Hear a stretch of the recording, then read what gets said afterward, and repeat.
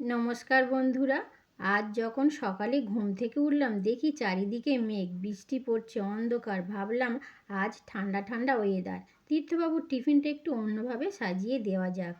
প্রথমে একটা আটার লেচি নিয়ে রুটির আকারে বেলে আর এই রুটির উপরে 1 চামচের মতন সর্ষের তেল ছড়িয়ে একটু চিলি ফ্লেক্স দিয়ে মাখিয়ে ছুরি দিয়ে সরু সরু করে কেটে নিয়ে এক সাইড থেকে গোল করে গুটিয়ে ঠিক আমি যেমনভাবে করছি, তারপর গোল করে বেলে কড়াইতে সর্ষের তেলের মধ্যে ভালো করে ভেজে ঝাল ঝাল আটার লাচ্চা পরোটা দিলাম।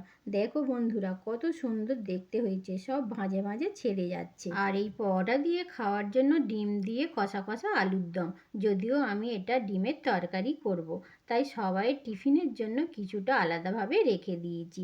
শেষে ফলের মধ্যে ছিল 2 টুকরো শাঁকালু। 1 বোতল জলের সাথে বুধবার তীর্থবাবুর টিফিন। ভিডিওটা কেমন ছিল আমাকে জানিও। সবাই ভালো থেকো, ধন্যবাদ।